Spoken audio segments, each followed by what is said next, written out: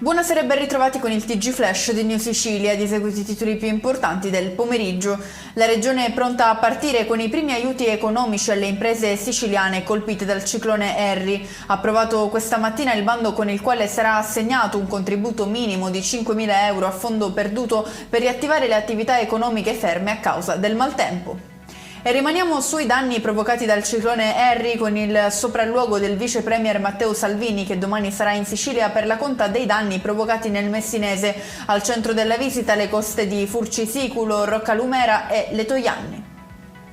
Il reparto di cardiochirurgia pediatrica di Taormina verrà accorpato a quello di cardiochirurgia per adulti del Policlinico Universitario Rodolico San Marco di Catania. Un modo per tenere fede, spiega Schifani, all'impegno che abbiamo assunto con le famiglie dei piccoli pazienti e con il territorio. Via libera dal governo regionale al bando da 3 milioni di euro per gli interventi in favore delle imprese dell'editoria cartacea e digitale e delle emittenti radiofoniche e televisive. La Giunta, su proposta del Presidente della Regione Renato Schifani, ha approvato oggi la proposta di decreto predisposto dall'assessore all'economia Alessandro Dannino.